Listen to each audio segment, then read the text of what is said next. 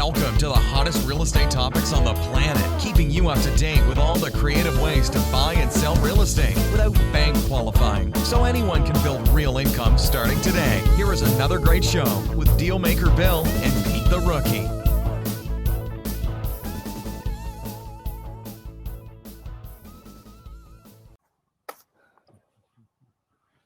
All right, here we are at another episode of Flipping Houses for Rookies. Episode number 364, Peter. Oh my goodness, we're catching up to you. Yeah, I'm 364 weeks old, Bill. Weeks. Hey, when we get to 365, we'll have a podcast for every day. There you go. And we can retire. Yeah, there you go. All right, good. So the title of today's podcast is How Seller Financed Creative Real Estate Deals Actually Work. And here is the description. Seller financing, powerful words, but I find often most don't understand the deals of this very old concept with regard to creative financing at its core. This captivating and riveting episode will soon reveal how you can effortlessly navigate incredible deals that almost seem too good to be true. And the secret might be simpler than you think. In this electrifying, how's that for a word? In this electrifying episode, we're not only going to lift the veil of seller financing deals, but we're going to tear it apart and allow us to dissect and show you under the hood how all the intricate gears that power this genius strategy work. The plan is to provoke you, push you to your thinking limits, and compel you to actually look at answers that may be hidden in plain sight, nestled within your own mind already. In other words, this is not going to be a laid-back experience. It is more of a challenge to your current conventional thinking. So prepare yourself now for this intimate, one-on-one exploration and deep dive into the world of how seller financed creative deals actually work. I don't know what the hell I was drinking the day I wrote that, but that was pretty good. Yeah, you got nestled in there. You got electrifying in there. I told Peter, I said, I'm kind of, as you can see, I'm not home. I'm away yet again. I'm back in Florida again. And I decided that this time I went without my wife for a week. So I'm kind of like out of my element. And I wrote this last week and I'm thinking to myself, I even forgot to post the podcast yesterday. You're like, where's the link, right? Anyways, so I didn't do any drilling or anything. Usually I kind of like go through everything and read it. And so we're ad hocing it today, Peter. That could be good or that could be bad. Well, the worst thing that happens is you read a little slower and we can actually follow it better. Oh, the truth comes out. I know some people that talk so fast in these things, like, wait a minute, slow down. I know you understand it, but I'm trying to keep up with you. Like, I'm trying to think what you're saying. So it works very well. It's fine. You're okay. You're funny. It's true. All right, so let's do the housekeeping stuff first. Why, you don't have a maid down there? Yeah, I do actually. Boom, boom. I actually do. Yeah. Anyways, I got a lot of things down here. The food is freaking amazing. Yep. Anyway, so here's what happened. Let me see. The time might be off a little bit by a couple weeks, but about a month ago, I did a private webinar on how to make gargantuan offers. And it's the feedback. I mean, it's on my YouTube page. It's got one of the higher hits. Like a lot of people have gone there because we actually did a podcast on it, which was podcast number 360. but I elaborated in the webinar. And I think I had, 40 or 50 people in there. Anyways, what I did is I put that link inside the description here so you guys can go check it out. It's got a time expiration, so you should not wait. You should go get it and check it out. But it's a deep dive into some of the things we're going to talk about. It's a PowerPoint presentation, so you can get all that stuff visually if you need that. Okay? Sure. Always Plus all the standard things wherever you're watching us or listening to us, please subscribe. Make sure you like us or unlike us or dislike us. If you dislike us, I don't think you would be here if you did that. And make sure you leave us a review wherever you're watching us or listening to us. Please, please, please. That's our report card. And that's all I'm going to do today. So that's the housekeeping. Okay? It's enough. So here we go, Peter. Yeah, that's enough. Here we go. Just go check the link out because that link, sometimes I go back and I change those links, but it definitely has an expiration date. So go click on the link because it is me with like less than 50 people, training them on what we're going to talk about today. It's mostly if you're getting cash offers. This helps a lot. The link helps a lot. All right, good. Here we go. Seller financing! Exclamation point. The two most common questions when talking about this subject is, one, what does it really mean? And two, how does it work? So let's dig into these little into these a little bit before pushing forward onto some of our secrets. Okay. So answer the questions first. So seller financing is at its core a simple concept. It's when the seller of the property acts as the bank or the lender and allows the buyer to make monthly payments until paid off. Sounds simple, right? Yeah, I know what we've talked about seller financing, but I got an idea. It's going to be quite expanded today. So I'm actually listening pretty closely of what it really entails. Because, it's one thing to know something, but like, can you know more and more and more? That's the point. So I'm listening. I happen to know for a fact, being a bit arrogant today, not that I'm not every day, but the point that I'm making is that I promise you there is a section of this podcast that you do not know because I don't know if I've ever explained it the way I'm going to explain it in this podcast. Because seller financing has its own pigeonhole in our office, and I've made it that way. But I've made a mistake. I haven't made a mistake. I just because of my own language, I've kind of trained you a little bit different, and I need to fix that today. So we're going to do that today. Okay. So seller financing at its core is a simple concept. It's when the seller of a property acts as the bank or lender and allows the buyer to make monthly payments until paid off. But don't let this simplicity fool you.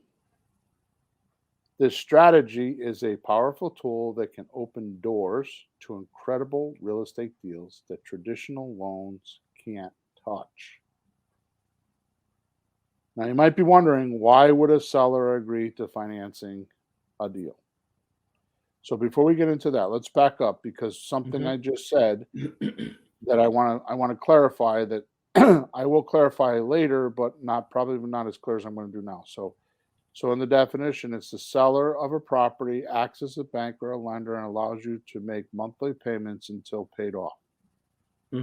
That doesn't mean that they're going to go the full term. That doesn't mean they're going to give you a 30-year mortgage. They could give you a 5-year mortgage or a 10-year mortgage and do what they call a balloon payment. So 10 years is 120 months. That means if you have a loan for 120 months, on the 121st month, the balance of the loan is due. Yep. If you hadn't paid it off in the 120 months. Okay, so just realize that that's there. All right, so now you might be wondering, why would a seller agree to financing a deal? Or what's in it for them? Sure. It has to be something he's going to get. If he's not getting the cash today, you got to do something. Right. So the short answer is They get a fast, secure deal. Okay. Mm-hmm. Or a higher selling price. Mm-hmm. And with us, that's always the case. Mm. And they get steady cash flow plus huge potential tax benefits. Mm. Okay. I will tell you that one of the best places that we find these deals is what we call an out of area list. Mm-hmm. That means that the tax bill is being mailed to some other location than the property that we're trying to buy. Right. So it could be they could live across the street, they could live across the globe. Yeah. Right. The point is that most of the time, and I didn't put it here because it's not as much as it's not as positive as these others are. But one of the things that we find with these is they're burnt out landlords. And burnt out landlords don't always want the money, like the full cash, because once they do, they know they have tax problems because they'll have capital gains tax. Right? Mm-hmm. So the fact that you can save them the capital gains tax by stretching out the payments and giving them, years worth of write-offs instead of just a 1-year write-off is a huge potential for them. What they want relief from is the landlord obligations. Yeah. Right. So so when I read this, so the short answer, why would they do it? They get fast, secure deals, get a fast, secure deal or a higher selling price. They get steady cash flow. They get rid of the landlord obligation, and they get huge potential capital gains tax benefits. Now we're going to talk about a little bit later, but they not only can they get tax benefits from capital gains, but they can also get cash flow. They get depreciation. They get appreciation. If depends on how we write the deal up. So there are major. I mean, I think we did in the webinar. I don't remember when we did it. If we did a $200,000 house or a $400,000 house, but I think it was a $200,000 house in the link that's in the description. Mm-hmm. And we showed the seller how we could do on a $200,000 house, make them $100,000. You're back now. Here you are. Okay, yeah. Good. Yeah. Did you stick your head in the freezer? No. The hotel. Actually, the internet's been good all morning, but I was worried about it. So once you hear about all this stuff today, you'll soon see. For the right seller, it's very, very hard for them to say no. Very hard for them to say no. So, out of the 7 core strategies that we teach, which is the slot deal, which is a sandwich lease option transfer, and let's take a wholesaling lease options, an option, rent to own, subject to rehab retail, wholesale, and owner financing. Those are the 7 core strategies. This is absolutely the most flexible one we have. Okay, so the reason why I don't talk about seller financing is because there is no way to do it.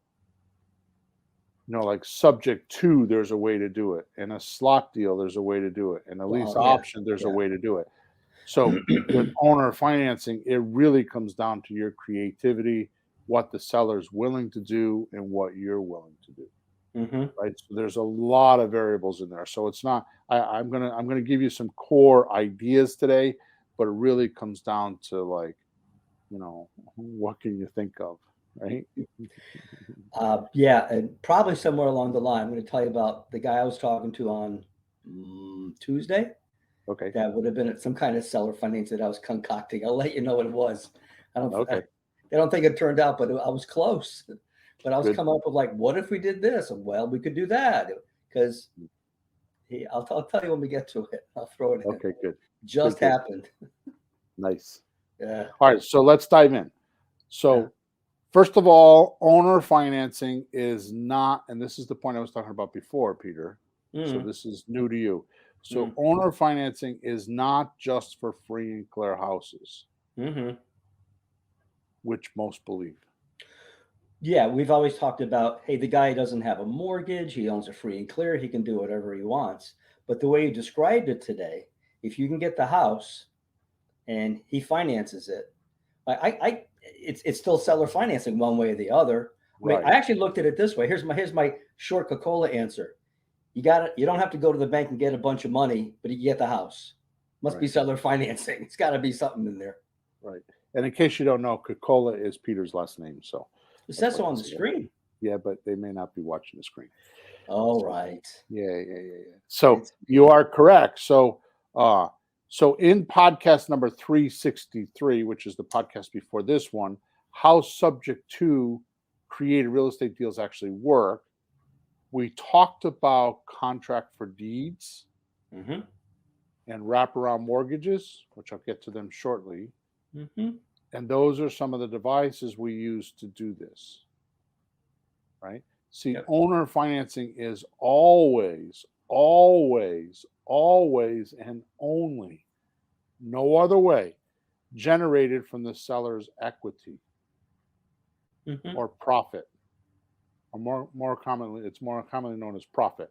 So equity is a funny word, right? Because equity means people, it's kind of like saying the word spirit, depending on what religion you're in, you'll have different ideas of what a spirit is, right? Same thing like money, right? Depending on where you live and what country or nationality you are, money could mean something different, but it's money, right? So equity is the same thing. There's a lot of definitions and a lot of people teaching weird things about equity. The truth of the matter is that equity is technically the amount of money you get at the closing table minus all your expenses. So people think because they go on Zillow, right? Because they go on Zillow and they say, my house is worth $400,000 and I owe $200,000, they have $200,000 worth of equity. It's a gauge, but not necessarily true. And the reason why is because they could put it on the market and they could sell it for $370,000 instead of $400,000. Sure. Or more importantly, Peter, and I promise not to spend the rest of the podcast talking about this, but the most insidious thing in real estate, insidious means hidden and you can't see it. Am I okay with the internet? Sometimes the video freezes, but I still hear your audio. You hear? Okay, as long as you hear me. Okay, good. Yeah. So here's my point, which is insidious, because equity is technically the amount of money you get minus what you owe, right? But if you use the realtor system, there's a 12 to 15% closing cost. So that is not equity, and most people don't know that. They don't count it. That's technically the realtor's equity. Right? It's technically what you need for your seller to pay all of the fees, because it's a fee-based business, right? Realtor gets a fee, mortgage guy gets a commission, insurance guy gets a commission, right? The appraiser gets a fee, right? The inspector gets a fee, the closing agent gets a fee. It's a fee-based business. So when all those fees add up, plus there's negotiation in there, then there's actual closing costs, which break down to less than 3%, the actual closing cost itself, right? It's a fee-based business, so everybody's got their hand out in the transaction to get it done. The professionals are doing that, right? So technically what happens with the equity is people think they have so much money. Well, my house is worth $400,000, right? And I only owe $200,000, so I have $200,000 in equity, right? Well, that's not true, because 15% of $400,000 is $45,000, isn't it? 60. 60,000. 15% of 40. Yeah, 60. 1.5 times 40. Yeah. Yeah, $60,000. So whether it's 40,000 or 50,000 or 60,000, the point is if you owe It's a lot of 400, it's a lot of thousands. yeah, you're counting on paying. Okay, that was strange as hell. Yeah, what actually happened? I don't know. I just lost my internet, and then I figured I would use my phone and just use my hotspot, but I didn't even have phone service, so I don't know what happened. All right, so hopefully that won't happen again. I'm sorry if you're listening, and I disappeared. I didn't go to the bathroom, I promise, and I definitely did not go outside to smoke a cigar. I haven't had one of those in 2 days, and I am ready for a cigar. Mhm. So I think I cleared up the equity thing. So the big thing is that so when we're talking about the seller can finance their equity, Mm. right? So they could have a lot or a little equity. They could have $3,000 worth of equity. They could have 300. They could have $3 million worth of equity. The Yeah. point is that you can finance that equity. The reason why is because that's the only part of the transaction that they have control over, Right. right? Everything else they owe the bank and they don't have control over that, or they have code violations, they don't have control over that, or Mm. they have a divorce and they have a partner and they don't have control over that, right? So the equity, their share of the equity is the only thing that they can absolutely say, yes, I can do that, and you can follow through. Right. Everything else has an arbitrary to it or some sort of a caveat to it, right? That you may or may not do. So does that make sense? So Yeah. I mean, you can also look at it. Whatever money he owes to the bank, he's not getting it, so it's right, not part of the equation. It's right, not like doesn't count, doesn't matter. It's the bank's money. They'll right. get it someday. Who cares? It's a bank. They don't need it. The Yeah, money he's going to get the is the taxes, equity. insurance, all that stuff's the same way. Like for example, we have had deals where the house is in a flood zone and it kills the deal because the insurance is like 6,000 a year. Mm. You're not changing that, Mm-hmm. right? All right, so let me give you an example. An example is a seller owes 140 grand, but is selling for 200 grand, right? Mm-hmm. So technically, they have $60,000 is the difference. Technically, they have $60,000 in equity or their profit. Yeah. You can also look at it. He's got $60,000 to spend Right, because he's going to have to spend some of that in the closing costs, right? right. So that's where my Yeah. point is until you that's why the closing cost is so vital that you explain the closing cost of most sellers, because as you are aware, Peter, there are many houses that we sit in and just going over the closing costs with the seller is exchange in abundance for them, because they're like every one of them, one for one. They're like, how Yeah. come nobody ever explains this? Oh my goodness, I'm so glad you explained this. And Mm-hmm. even if you didn't buy the house, you leave such a lasting impression with them. It's incredible. Yep. Okay, so like I said, if the seller uses the realtor system, or as they call it, the conventional system, which is bullshit, but we're not going to go there today. They're going to lose 12 or 15% of that money, which Mm-hmm. means 15% of that 60 grand is 30 grand, right? Actually, I'm going to say that again. 15% of the 200,000 Yeah. is 15 grand, which Yeah. is 50% of their profit in this particular case. Mm-hmm. And that's if they're living in the property. If they have capital gains tax because they're not living in the property, it could be another Mm-hmm. 16 to 38%, Mm-hmm. right? So they're not getting crap, Yep. When you do the math, hey, right? this is why the math is so important. Right. Exactly. Yeah, because you don't need, so many people think, oh, somebody like me has magic words, or Bill's a salesman, so he can do better than I can, or I'm going to just say hocus pocus, the magic words, and the seller's going to just say, okay, I'll do it. Mm. And actually, the presentation that I'm talking about, that the link is in your description, I actually go over that that my secret weapon Mm. in closing deals is not what I say, it's the math. Mm. It's the math I use, because math does not lie. You put it on a calculator or put it in your phone, or you give it to a brain surgeon or a mathematician, or whatever you want to do, it's always going to be the same. Whether you do it, the attorney does it, the lawyer does it, Mm. the closing agent does it, the accountant does it. It's always going to be the same answer if they use the same formula, right? Sure. Sure. All right. So let's roll into the practices of how this deal actually works. Mm-hmm. Okay.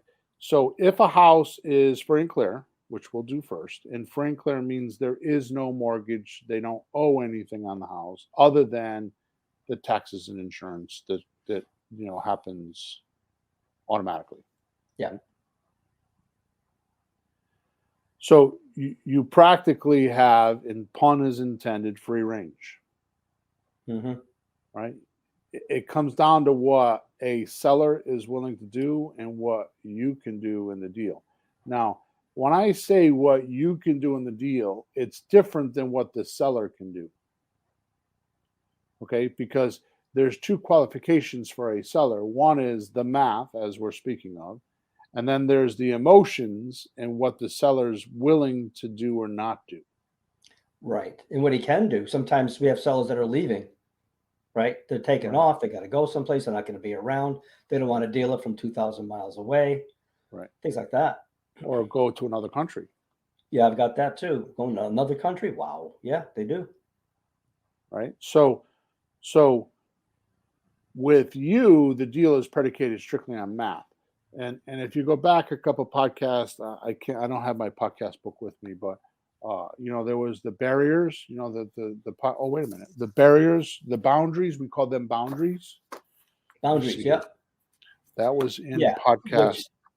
Go ahead. What we're willing to do, what you're willing to do. Like, so, hey, here's the deal. You go, oh, geez, I don't want to do that. Right. The one that I got into Tuesday's like, geez, I'm pretty sure Bill wouldn't want to do that. But, you have to think of that. Right. I'm not willing to do that, or that. How far are you going to go to? How much blood are you going to spill to make some money, So was episode number 358, why so many rookies lose without boundaries? Because it's just what you're talking about. It's like, what are you willing to do or not do for a deal? And what are you willing to do or not do once you get the deal? And what are you willing to do? What are your expectations of getting the deal? And then what are the seller's expectations? Right. Right. So what are your expectations? And then what are you willing to do and not to do on your expectations? And the same with the seller, right? So those four categories are going to tell you, which, by the way, you don't know what those categories are until you get on the phone and start talking to sellers, as we spoke about the other day. Mm-hmm. Okay. All right. So does this all make sense? Because if a house is free and clear, the boundaries are set based on those four categories I just told you about that are in episode number 358, right? Mm-hmm. So often my magic bullet in the strategy is paying principal only payments, Mm-hmm. right? No interest, which allows us to pay off the mortgage in a third of the time. Yeah. Right. So what we say is I could, and this is a saying that I've had for many years, I'll pay whatever you want for the property as long as I get to pick the terms. Right. So one of the things that I teach, and I should have put that video here, but I didn't, but how I paid $260,000 for $230,000 property. So I overpaid 30 grand. Mm-hmm. So I bought it for 260. I sold it for 260 and made $84,000. The reason why is because I paid principal only payments. So if you there's no magic here. I can tell you right now, so you don't have to be a mystery. Like if I'm paying the seller $1,000 a month, interest-free payments, Mm-hmm. I owe him 260 and I make a payment. How much do I owe him now of $1,000? You're down to 259 already.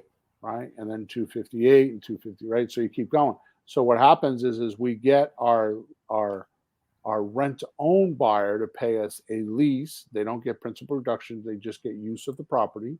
They pay us 1,800. What we do is the first 1,000 goes to the seller for a payment. We pay the taxes and insurance, and then we have a monthly cash flow, which is the other $24,000 in the deal, right? So it's not magical; it's just math. My point is that Oh, and that deal went for 5 years, right? yeah, Yeah. 5 years later, a lot of equity is gone, a lot of cash flow comes in. yeah. So you're paying down $1,000 a month, right?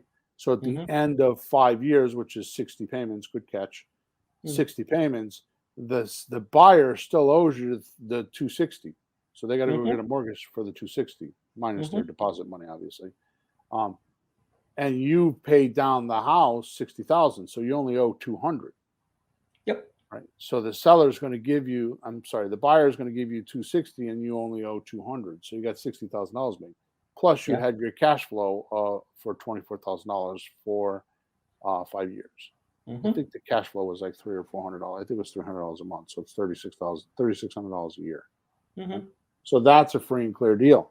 Now, I have some properties that I bought last year that are, I think I paid $70,000 for one, and I think I paid $40,000 for the other. The point is that they're principal only payments. I don't know why I talked about those specifically, other than they're just the most recent ones, right? And those are paid off in 7 years. All right. So hopefully that makes sense.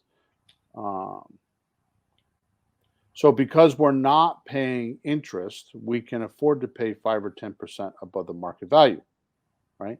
And I covered these numbers in detail in podcast number 363, right, on how those numbers work. But basically, a $200,000 loan for 30 years will cost you $143,000.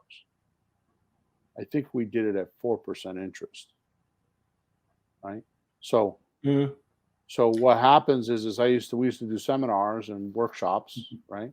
Yep. And we'd say to somebody, "How much did you pay for your house?" Well, I paid $200,000. I'm like, "Well, do you have a mortgage?" "Yeah." "Well, what are your mortgage payments?" And then all you do is just take your principal and interest payments and multiply them by the amount of months that you have to pay the mortgage company, and that's how much you pay. In this particular case, the $200,000 house, they're actually paying $343,000. They're not paying 200; they're paying 343. They borrow 200,000 to actually acquire the house, but until the bank is paid off with all that interest, they really don't own it. Yeah, and you can see all that in a simple mortgage calculator. You put the numbers in, how much your down payment, what you're borrowing. It'll tell you, well, over the lifetime of this loan, your interest is going to be this, your taxes is going to be this. It'll show you, like, oh my God, it's 2-3 times what you think you're paying. But it stretches over time, so you can manage. But you're paying more for the privilege of paying over time. Right, exactly right. You got to do something. All right, so we need to draw out the numbers on how to do this deal, right? So as usual, those numbers are 1. There's 4 numbers. 1, price. 2, the monthly payment. 3 is the term or the time that you're going to have payments. And 4 is if they ask for down payment. So we're going to talk about those, right? Because that's what makes up a seller finance deal. You have to have those 4 numbers, mostly 3 numbers, excuse me, to do the transaction. Because without those numbers, you can't make the math work. Yeah, because math is what? Numbers, right? You need numbers. Yep. All right. So the selling price, like I said earlier, is usually 5 to 10% over what they're asking to compensate for the income of the interest we normally pay. Now, don't do like some thinker brains do and think, well, if I did interest for 10 years, I'd be paying $85,000 in interest. Right? So I got to go over 85. Don't do that. Because I promise you, if you get the right seller, they're not going to do that math. Right? So just go 5 or 10%. 10% is a good number, depending, some of the larger price houses, 10% on an $800,000 house, you may not want to go 80,000 over, but that's up to you. Right? And even if you paid full asking price, you're saving them 15%. Right. So they're getting that much more in the first place. So, I mean, I would start, you would probably start there and then go up if you had to. Yeah, so I do that very often because I'll tell them I do not give them that price until I have not closed them. But I Mhm. start with the asking price and I tell them exactly what you're saying. I save them. I'm saving those numbers and I go over that. And I know in Creative REI Reply, which is our software company, the which does all the work for you, um, the script that we use in there is set up that way. Mm. Right? You Mhm. you go you explain to them all the thousands you're saving them for closing costs. Matter of fact, we used to use that, and I don't do it as much as as much as I did before. But what we used to do is we used to get 3 months worth of payments, right? So they would pay the first month. They would pay, if they have to have a mortgage, the first month they would pay because you're always 45 days, 30 to 45 days behind on your payment just by having a mortgage. But I would always get the other two payments because I would say to them, "Hey, I'm paying all these thousands of dollars for closing costs. Could you make the next two payments for me?" Mm. And 98% of the time they said, "Yeah, okay." Yeah. Because you would explain how much value they're getting by not paying the closing costs, right? Mhm. All right, so that's number one. That's the selling price. You determine that first, which by the way, if you're doing what we advocate here on Bill's Planet is you're going through these numbers one at a time. This is your closing call, getting those four numbers. And the script does it for you perfectly. But if you don't have the script, what you're going to work on is price first, then monthly payment, and then term, and then term is time, and then if they ask for down payment or deposit. Yeah. All right, so let's move on to the monthly payment, Mhm. right? Uh, so monthly payment is something kind of cool, and you will only hear this come out of my mouth unless somebody has been under my tutelage, if you would. How's that for a fancy word? Under Hey, my under my under training. under is one of my favorite words. Under, yeah. Yeah, you good old Peter. Uh, Tutelage. tutelage, yeah.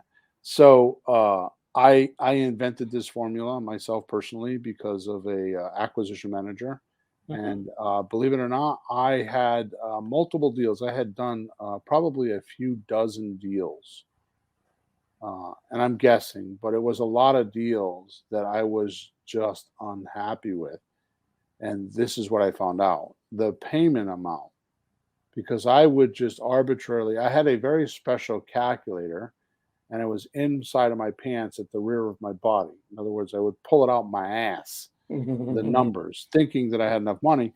And almost definitely 100% of the time, I get 3 months down the road and I'd be like, damn, I'm making like $150 on this deal. What? This deal sucks. Mm.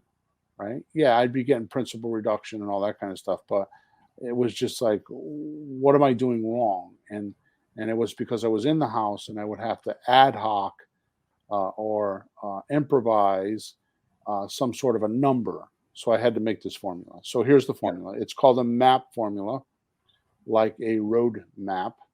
It's M like in Michael, A like in Apple, P like in Paul, right? So it's called the map formula. I have to sneeze. Hang on. And that's short for Yeah, maximum allowable payment. exactly. Thank you, Peter. So that's right. It means maximum allowable payment, right? Yeah. And Yeah. here's what the formula is. The formula is income times 85% minus taxes, insurance, and HOA if they have them. Yeah. That's the rental income. I'm going to go over that. Okay. So the formula is income Mm-hmm. times 85% Mm-hmm. minus the taxes, insurance, and HOA.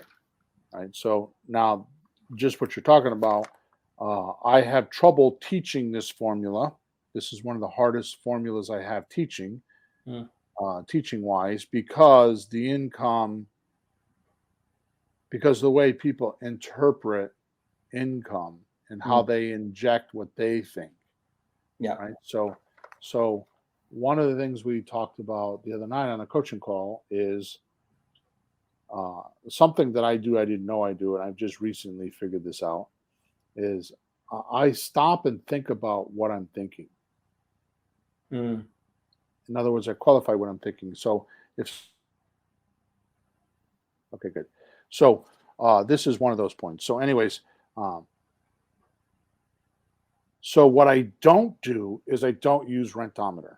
Rentometer, unless you're a landlord and you have a bunch of apartment buildings and you plan on, shoveling snow, cutting grass, taking out garbage, and having a bunch of tenants that live under your roof, rentometer is completely useless. So I do not use that as an income standard. Mm-hmm. And here's the reason why, is I always use the mortgage amount. And when I say the mortgage amount, if I'm selling a house for $200,000, I'm selling on a rent to own or a lease option. I don't consider the rent as income. It's because even though they're renting from me, that's not, I don't look at it that way in my mind. So what I look at is, which remember I told you, what am I thinking about right now? Mm-hmm. Right. So when I'm thinking about a deal, I'm constantly checking myself. What am I thinking about right now? Well, I'm thinking that I'm not renting to this seller. I'm sorry, to this buyer. Mm-hmm. I'm selling them a property and I'm allowing them to stay in the property and use the property until they get a qualified mortgage. So I'm an intermediate mortgage for them. Right. So I'm going to set them up on how much the mortgage is going to be, right? So Mm-hmm. if rentometer says on a $200,000 piece of property that the rent should be $1,400 and the Mm-hmm. mortgage is $1,600, why would I want to put them in there for $1,400 and have them go get a mortgage and have their payments go up? Yeah. Well, they wouldn't want to. They don't want to do that. They're not going to want to do that. There's Exactly no right. incentive there. Like you avoid that as long as they can. So what I do is I take the amount I'm selling for without the deposit money. So if I'm selling for $200,000, I put $200,000 into the calculator, a mortgage calculator. I use the average interest, which right now we're using as of this recording, we're using 7%, Mm-hmm. right? And I do principal, taxes, insurance. So I put all that right in there, so I know how much it is. So if it comes up to be $1,600, I add $200. I add money to it. Now on the lower price houses, I can't do that. I add $100, but I add what I call the big fat landlord money, Mm-hmm. because some people perceive me as a big guy. So I'm like, I tell people I'm the big fat landlord. So if you want to get rid of that $200 a month, then just go get a mortgage. It's an incentive for them to go get qualified for a mortgage. Mm-hmm. So I want to be higher than what they need to be. And when I do my closing with my buyer, I tell them I want to be higher. Yeah. Okay. Does that make sense? Right. But in any rental, actually just plain old rental, I don't think the landlord is renting for less than he's paying. He's gotta take whatever his mortgage is. No. You have to be careful, Peter, because you are 100% correct. But in California, they buy an $800,000 house and rent it for $2,300. And they're losing money every month? Yeah. Why? Yeah, I have students in Oregon and Washington. They do the same thing there because they can't get the rents for what it's worth. So why would they even do that? When you figure that out, I'll give you a big fat gold star. Okay. I don't. Well, amongst normal people, if I was going to buy something and rent it, I would rent it for a little more than it costs me. Period. Right. So any landlord would add a couple of $100 to whatever he's paying in the first place. So they should be, yes. Well, geez, that's just math to me. Okay, dokie.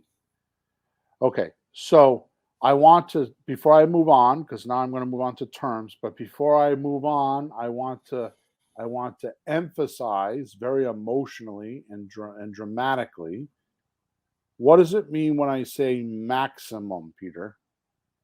Well, in my dictionary, it says the most, no more than, do not go over, red light. The highest amount, the highest amount. So what is the formula? Maximum allowable payment. So the formula, just like the Mayo formula, which is maximum allowable offer, right? Offer, yeah. Right? That's a Ron LeGrand thing, right? So maximum allowable payment is maximum you could pay. So if you do a map formula and it comes out to be $900 a month, you don't offer the seller $900 a month to start with. You say I could do $700 or I could do $600. Now, could be a whole podcast by itself, but realize, and I made this mistake and lost deals, so please do not do what I'm about to tell you that I used to do. You have to be careful because you can't get too much cash flow on a seller finance deal, because remember, your principal interest payments is a profit. So if you promise to pay $1,000 a month principal reduction, you don't want another $500 a month in cash flow, because now you're getting a $1,500 a month profit, because you have to count in the principal reduction as profit. All you're doing for cash flow is, pardon my French, ladies, but it's mental masturbation, meaning you're just playing with yourself in your own head, because you want a number that's going to keep you wanting to do the deal every month. And you're trying to keep yourself excited about this deal by getting cash flow. So don't get too greedy by making principal reduction and cash flow too high, because that means your seller's payment will be too low and they will say no. So just be careful to balance them. A good rule of thumb is a couple $100 a month cash flow. Depending on the price of the property, I would say probably up to about $400,000 or $500,000 in the price of a property. I wouldn't go over $300 or $400 a month in cash flow on seller financing, because you're getting principal only reduction. Right. You're also getting, you already took 15% off the top when you multiply by 85% for some cushion for expenses or problems or whatever's. So there's some money there too that you might need, you might not need. So, but that's your kind of backup number if something happens that you need to put some money in. It's a good point. I hadn't thought of that, Peter. So I usually talk about that. So you can't get principal reduction 15% in what we call a vacancy factor. That's an apartment complex thing. And cash flow. If you do, you're overdoing the deal. The formula is set up that if you did pay maximum allowable payment, you're still making decent money. So don't get greedy on the cash flow. And I know, because I tried and I lost deals and it was difficult. Okay. Yeah. All right. So the last thing we need to talk about is the terms. And because it's interest free, which by the way is the biggest, I mean, the interest free stuff I figured out later on. But the reason why I did interest free, I personally did interest free, is because I consider myself just a dumbass. You know, I don't like things difficult and complex. I like them very simple and very easy, because the simple and easy things last the longest. Well, well, geez, you put interest in, you got amortization, and you got all that stuff, and next month it's that much, and next month it's gonna be a little more. That's crazy. Exactly. And we probably didn't have phones at the time with calculators built in. I brought a calculator with me. Yeah. Yeah. Matter of fact, I had a calculator that flipped open, and on the inside I had my business cards in it, and I used to buy them and give them away to people. It was pretty cool. So I like things to be simple. So interest free was so that I could take whatever I was paying for the property and divide it, so I knew how much the payments were. Right. Yeah. This is no different than a lender charging 12%. Why do you think 12% is a current amount for a private lender or a hard money lender? Because it's could it be 1% a month? It's easy. 1% a month. It's easy to do the math, right? Exactly. So that's what. I'm glad we don't have 13 months. So here's what we do. So let me see here. So I divide it into the sale price of the property, right? So what I do is if my map is $1,000 a month, right, and I buy a $200,000 property, that means I got how many months? 200 months. Is that right? What, to pay it off? Yeah. So it'd be 200 months. Yeah. Right. $200 to $1,000, and then I divide that by 12, which is the years. Right. So that's how I do it. Okay, now down payment.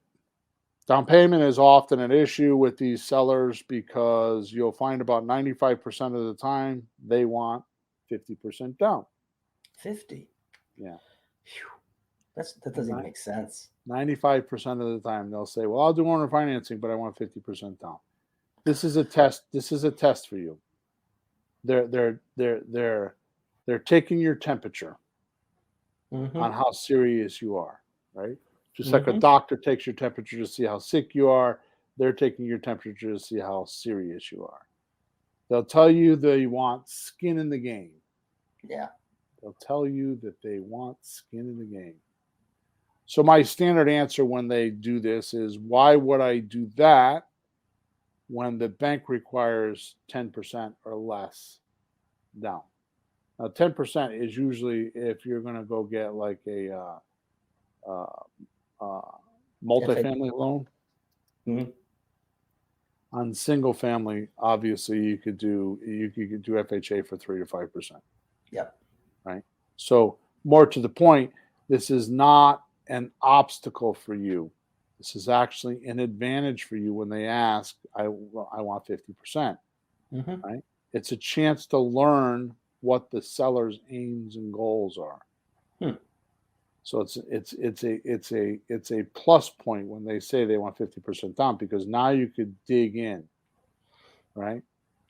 You have to realize that a free and clear property is someone's savings account, Mhm.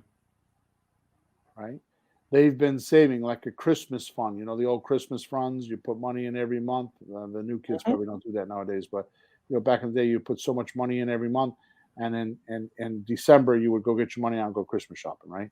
It's Mhm. the same type of a thing. Like, these people have been paying their mortgage, put money in, they've been fixing it and coddling it and taking care of it like a child, and then all of a sudden one day, right? They decided they want to that savings account needs to be cashed in because they want to blank, Yeah. right? Now,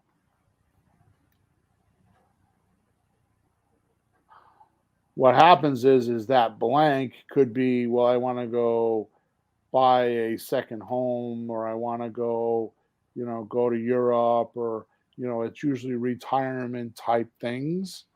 My wife and I are downsizing, and I need the money to, I'm going to sell this house, buy the new house, and then sell my house, and then, all the money comes back in the account. Right? There's a bunch of reasons why they would do it.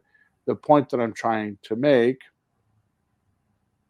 is, it's a savings account, so that they're going to usually want all their money. So you have to work pretty hard to show them how you're going to make them way more money and not have the landlord obligations. That's the trick to seller financing.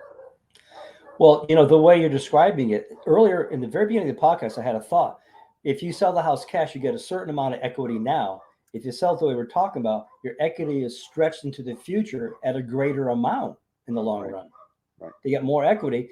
They're waiting for it, but it's more. You add it up. You want more money? Here's Right. how to do it.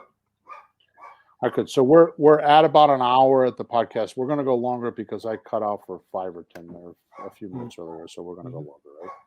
And it sounds like the dog is ready to listen, so we're all set. Well, a car pulled up in front of the house. I don't know what it is. It's a delivery, or who knows. All right, so we've been talking about free and clear, but now let's switch gears and talk about it's not free and clear. It's got lots of equity, right? So let's say the house is worth 200 grand, but they only owe 75,000. Okay, these are still owner finance deals, and that's what most people don't understand. And this is important to know, Mm-hmm. right? These are still owner finance deals. So in this particular case, we got $125,000 worth of equity, right? Yep. So these deals could be subject to deals, right? They work the same way. Now, we covered this in episode number 363. Okay. As I explained in complete detail on 363, right? How subject to creative deals work, right? These are, you're able to do, um, there's two ways you can structure these deals, right? So that's what I'm trying to say. And basically, mathematically, they're a contract for deed or a wraparound mortgage. And the third way, it's actually three ways, is a double mortgage. I've never heard that. What is that different than a wraparound? Yeah. So here's what you do. So when they have a lot of equity, and I'm talking about a property that in this particular case has got $125,000 worth of equity. It's a $200,000 house. They owe 75 and they got 25,000. They got 100. They owe 75 and they sold for 200, which means they are $125,000 positive. Okay, if you don't take out all the 15% closing costs and all that stuff, and they get all that, right? So let's go through these. So the wraparound mortgage, um, I'm just going to explain how they work. You can get more details on podcast number 363 because we did it there. So the wraparound mortgage, let me see what I did. I'm sorry, I started off wrong. So I'm going to start with contract for deed in my notes. Okay, so sorry about that. I get distracted. So contract for deed means the seller is giving you a mortgage but not passing the deed. So they're giving you a loan but not passing the deed. Okay, so if you default, it's an eviction, not a foreclosure. Okay, so all it means is once you have met the contract obligations, you get the deed. Right. It's one of the oldest transactions known to real estate. This was around hundreds, if not thousands of years before realtors even knew what realtors were. Okay, so this is the oldest, safest, most common tool known to real estate. It is proven millions and probably trillions of times over again. Okay, so the only thing, and I'm going to explain some of this stuff, I'm going to come back to these in a minute, but a contract for deed means the seller does not pass the deed. You get the property, you get a mortgage, you get all the tax write-offs as if you were doing the deed. See, when you do seller financing, like we were talking about before, what happens is this: you give the seller a mortgage, they give you the deed. So at the closing, they pass you the deed, which is ownership, and you give them a mortgage in place of that with collateral, which is the house. And we explain all this on episode number 363. Right? Did you Yep. want to say something? Okay, good. Well, are you making a distinction between owner financing, as we've called it, that's the free and clear house, and calling it seller financing if we use these other techniques to distinguish them? No, I'm Not just necessarily? it's just the same. They're all synonymous. Yeah. I mean, we could do that, but I wasn't intending to do that. Okay. Yeah, because we've already said owning and financing, but technically speaking, when the guy gives you anything that you don't have to get money, he's helping with the financing. Right. Okay. So all I'm saying is that when you do an owner finance or a seller finance deal, you're going to give them a mortgage, they're going to give you the deed. Mm-hmm. In a contract for deed, it's going to work the same way, except you're not getting a deed. Yeah. Okay. Now, a wraparound mortgage, Mm-hmm. right, simply means a type of creative financing deal where a new mortgage is created between you and your buyer. I'm sorry, between seller and buyer, Mm-hmm. right? But the original mortgage stays in place. So in our particular case, the seller owes 75, but we're going to give him a mortgage for 200. Mm-hmm. So there's a new mortgage drafted between seller and me, or seller and buyer, Mm-hmm. right? With the $75,000 mortgage staying in place. And it doesn't trigger the due on sale clause, which we talk about in podcast number 363, because you're allowed to do this. You're allowed to finance your equity. You're allowed to finance your profit. Nobody can stop you from doing that. It is 100% legal. Banks cannot stop you from doing that. Mm-hmm. So what happens is a wraparound mortgage is it wraps around the original mortgage. So the seller's profit is put into the new note and it's wrapped around the original note, right? Kind of like if I'm going to have a ham and bologna sandwich, the bread is going to wrap around the ham and bologna, but the ham and bologna stays in place. Mm-hmm. Okay, it's wrapped around it intentionally, which, by the way, these are really easy mortgages to do, because really what a wraparound mortgage is a new mortgage, just like they write any other mortgage. And the last page of the mortgage, which we call page 38, is one-page document that says, oh, by the way, this mortgage has an underlying mortgage with this bank, and here's the amount of money. That's a wraparound mortgage. It's not fancy at all. No, the attorney does it. It's not the bank's not even involved. The attorney does it. And that's it's normal for them. And they don't have to notify the bank. They don't have to do any of that stuff. Okay. Mm-hmm. All right. So does that make sense? So we've covered contract for deed, which is also called land contract. It's called agreement for deed. It's called bond for deed. Depends on which part of the country you're in. Right. Yep. A wraparound mortgage or a wraparound deed is what we just talked about. You keep the underlying mortgage in place, and you make a new mortgage with the seller or the buyer. You shouldn't sell that way, but with the buyer, and the new mortgage is in place with a higher amount than the original mortgage, usually. Okay. A double mortgage is where the first mortgage stays in place, and you file a second mortgage. So I did that for many years with subject to. That's how I did it. So let's say that it's $200,000 house, and I pay $120,000, and they wanted $140,000, which means they wanted $20,000 profit. Okay. Excuse me.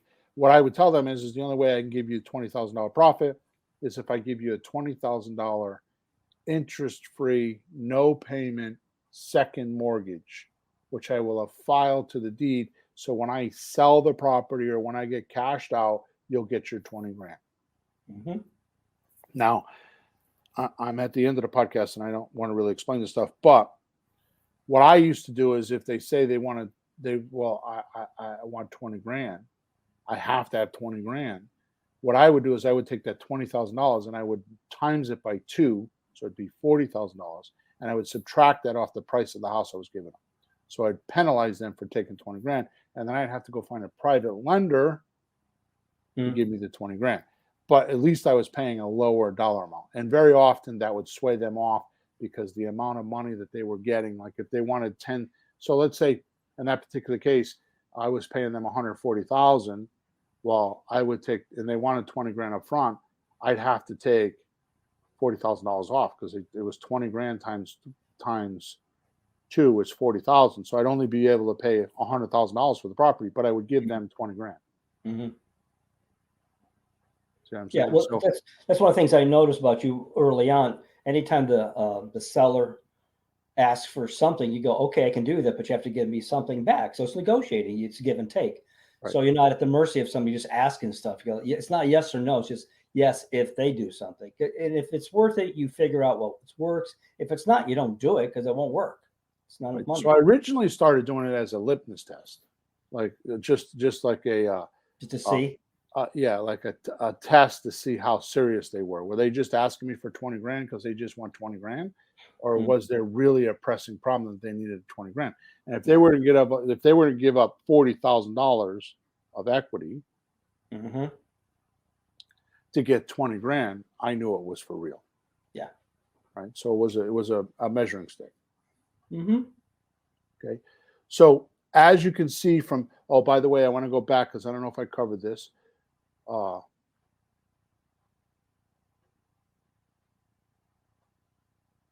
Okay, so yeah, I'll cover that in a minute. So as you can see from the explanations, you would need to choose which type of paperwork transaction, depending on how the deal allows. So I don't want to confuse anybody. This is why they're not in the 7 core strategies, because all they are is just a disbursement activity. Like, how are you going to pay the money?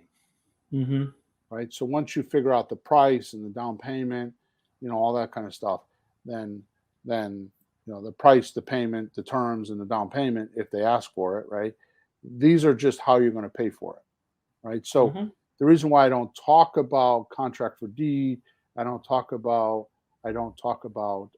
contract for deed, and then wraparound mortgage. Thank you. And a second mortgage is because we only use those on subject to deals or owner finance deals. Mm-hmm. So it's a breakdown of those. It's a breakdown. Yeah, it's a derivative of those. Subset. Well, it looks to me like part of it is like if they want the deed, you can't do regular subject to. You just you do the land contract. That's right. So you need the deed. It's this one. If he'll give us a deed, it's that one. It depends on where the deed goes. For that part. Really, these are not strategies. They're just paperwork strategies, like how you would actually do the paperwork. Because I'm sure you remember, but a long time ago, I said to you, well, when I look at a deal in my head, I'm looking at the paperwork and then I reverse engineer it. Yes. And this is how these strategies come up. This podcast is not for beginners. This is way above what most investors. Yeah, we don't think of the contract and paperwork because we don't get that far in the beginning. Right. We're still trying to get there, so we're thinking. But once you've been through the entire deal a few times, you can think forward and backwards. Right. And the best way to do something is think where you're going to wind up and work it backward. That's the best way to do something. You get it right. Right. All right. So one last thing before we go. On the contract for deed and wraparound mortgage, which, by the way, the wraparound mortgage is a foreclosurable event if you don't pay, if you default. Mm-hmm. Mm-hmm. Okay. But the wraparound mortgage and the contract for deed, all right, if the seller has an underlying loan, which both of those you are going to have. So if you have a contract for deed with an underlying loan, right, and a wraparound with an underlying loan, you do not, listen to me, you do not pay the seller the mortgage amount. Okay, so what we do is paying it off. Yeah, we do one of two things. No. I'm talking about the monthly payments. Oh, you mean send the payment to them? The contract for deed, because lawyers will tell you don't do that, because what will happen is you'll pay the seller and the seller won't pay the mortgage company. Next thing you know, it's in foreclosure and you're in trouble because you have contracts with your buyers and you can't perform unless you come out of your pocket, and because the seller was stealing money from the deal. Right? Yep. So you do one of two things. Either you pay the mortgage directly yourself so you know it's paid. Straight to the bank. Or, and I don't do this for very long. In fact, I don't do this anymore, but you can do this because we used to. You can send the check to the seller with the mortgage company name on the check so they can't negotiate it or cash it. Oh, okay. Right. So I might do that for a couple months so the seller knows I'm for real and that I'm paying. I don't even do that anymore. Right. The reason why is because you have to realize back in the day, we didn't have all the electronics we have now. But nowadays, it's very simple to just set up an online portal if they don't already have one. Everybody has access to it, and the seller can just go in there anytime they want and see what payments you're making or not making. They can see the escrow account. They can see all of it right there. Yeah. When you're making your payments, how much, and all that stuff, right? Yeah. So I don't really like my seller doing my work. Very often you make a deal with a seller and you never see him again. Which is why we try to do everything at our original closing, because, especially nowadays,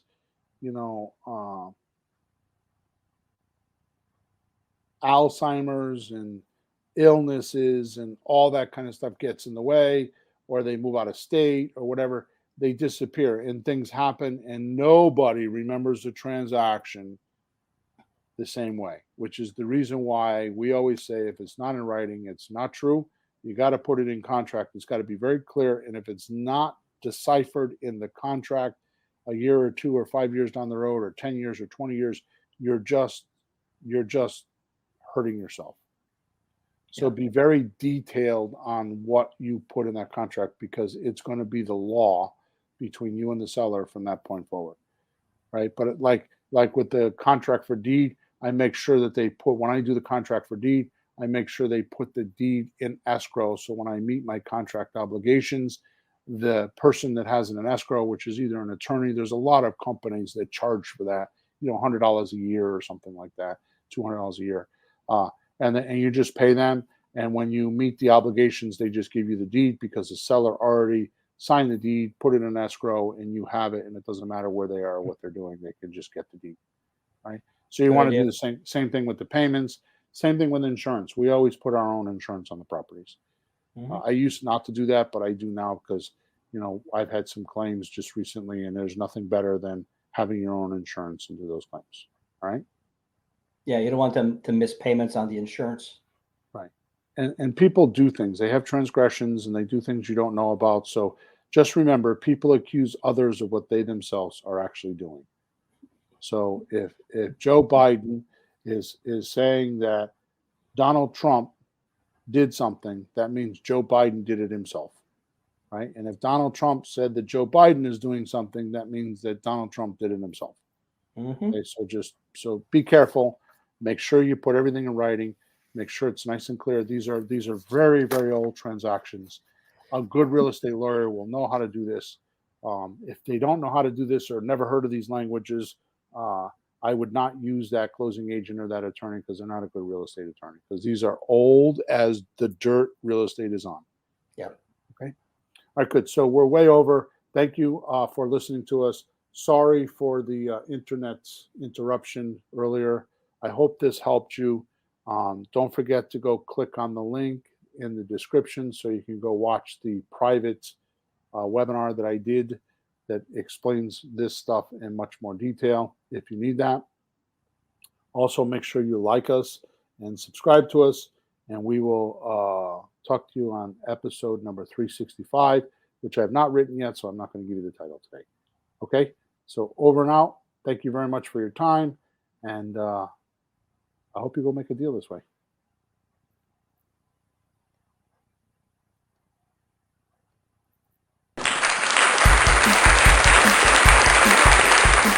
Thanks for tuning in to the hottest real estate topics on the planet with Bill and Pete. If you want to continue learning how to buy and sell real estate without money or credit, head over to flippinghouses.club for some cutting-edge real estate wealth tools. Or contact us at info@flippinghouses.club.